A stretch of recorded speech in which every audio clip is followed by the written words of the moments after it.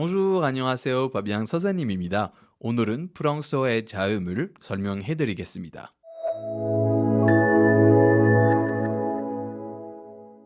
이 비디오에서는 프랑스어 자음들을 설명하고 예를 발음해 드리겠습니다. 다만 설명만 듣고 완벽하게 발음하기가 어렵다고 생각해서 한국인 학습자들이 어려워하는 발음을 연습하는 비디오 시리즈도 따로 준비했습니다. 오늘의 비디오에서 발음 안 되는 소리가 있으시면 이 소리에 해당하는 비디오도 꼭 보세요. 바이오름은 입에서 나온 공기를 완전히 폐쇄한 다음에 공기를 급격히 내보내며 폭탄 같은 소리를 내면서 발음되는 자음들입니다. 공기를 어디에서 폐쇄하는지에 따라서 다른 자음이 나옵니다. 그리고 프랑스어에서 성대 올림이 있는지 유성음, 없는지 무성음에 따라서 파열음은 구별이 됩니다. 일단 한국어의 자음과 비슷한 무성음부터 봅시다. p는 입술 쪽에서 발음이 됩니다. 이렇게 씁니다. p, 예를 들면 père, p, 예를 들면 s'appeler. t는 혀 끝과 잇몸에서 발음이 됩니다. 이렇게 씁니다. t, 예를 들면 tante. t, 예를 들면 toilette. k는 입 뒤쪽에서 발음이 됩니다. 이렇게 씁니다. c plus a, o, u, 예를 들면 car, comment. c plus a, o, u, 예를 들면 occasion, occuper. cu plus ei, 예를 들면 accueil. qu, 예를 들면 qui. k, 예를 들면 kilo. ck, 예를 들면 ticket. 조심하세요. 프랑스어의 p, t, q 단어 맨 앞에 나와도 영어와 달리 귐 없이 발음해야 됩니다. 그래서 파리는 프랑스어의 Paris이 아니라 Paris입니다. 이제 유성음을 봅시다. 성대 어림은 의식적으로 제어가 안 되고 한국어에서 유성음, 무성음 구별하지 않아서 한국인 학습자들이 조금 어려워할 수도 있습니다. 다만 영어를 잘하시면 별로 문제가 없을 겁니다. 프랑스어의 요성 바이어름은 다음과 같습니다. b는 입술 쪽에서 발음이 됩니다. 이렇게 씁니다.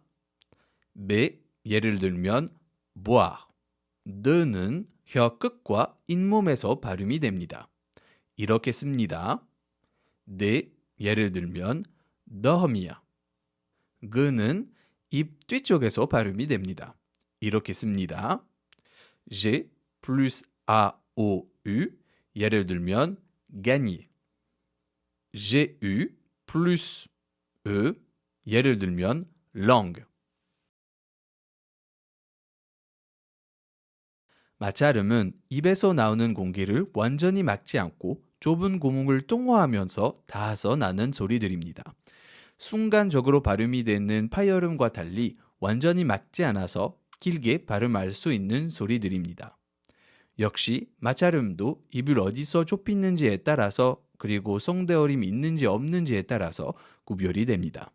입술과 이 사이에서 발음이 되는 무성음 f과 요성음 v가 있습니다. f는 이렇게 씁니다. f, 예를 들면 faire. ff, 예를 들면 effacer. ph, 예를 들면 photo. v는 이렇게 씁니다. v, 예를 들면 vie.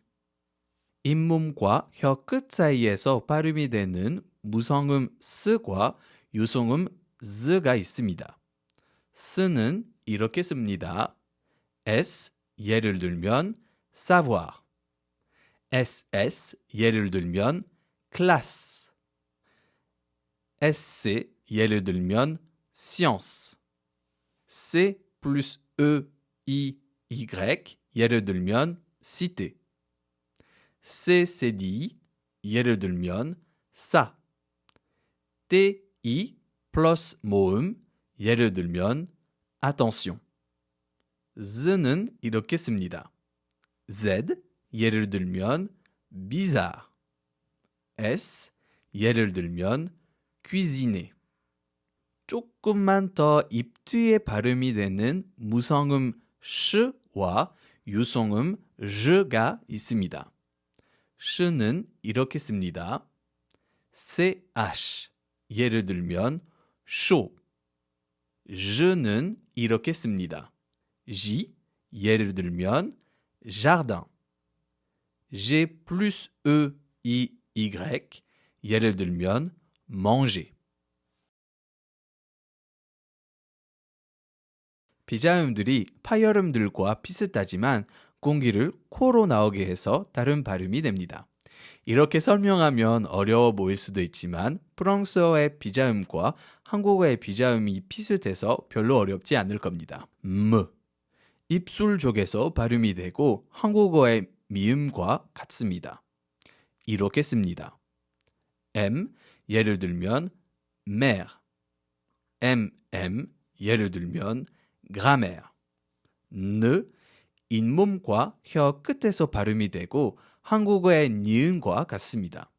이렇게 씁니다. 예를 들면 non. 예를 들면 connaître. 입 뒤쪽에서 발음이 되고 니은이 야, 여, 요, 유 앞에서 발음된 소리와 비슷합니다. 이렇게 씁니다. 예를 들면 gagner.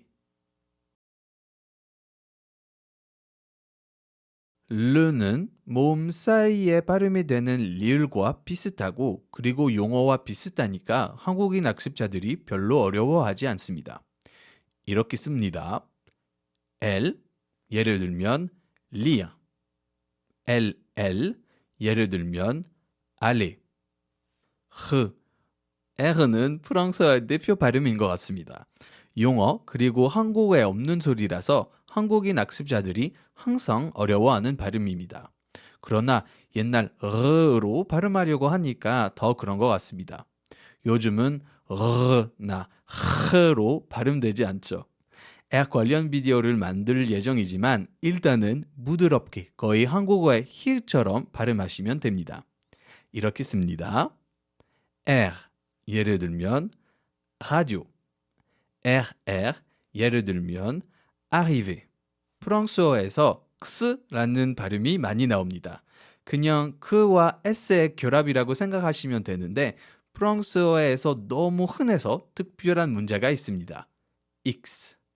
이렇게 씁니다. x, 예를 들면 taxi. c, 예를 들면 accident. 조심하세요. x는 으와 모음 사이에서 나올 때 g로 발음이 됩니다. 예를 들면 examen, exercice.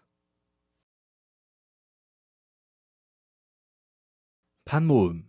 발음 방식은 모음과 같은데 역할이 자음과 같아서 반모음이나 반자음이라고 부르는 소리들입니다. 한국어에도 반모음이 있으니까 그렇게 어렵진 않습니다. 이와 비슷한 반모음입니다. 이렇게 씁니다. 예를 들면 ciel. y, 예를 들면 voyage. 예를 들면 travail.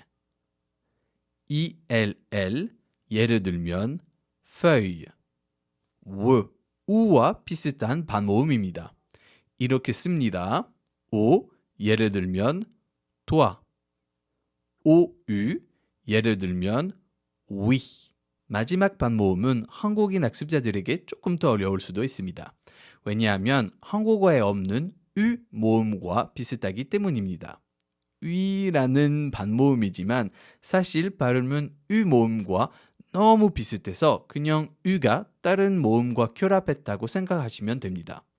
예를 들면 cuisine, saluer, nuage. 와라, 오늘 여기까지입니다. 이 비디오 도움이 됐으면 좋아요, 댓글 잊지 마시고 다음 비디오를 놓치지 않으시려면 구독 꼭 눌러주세요. 어우와.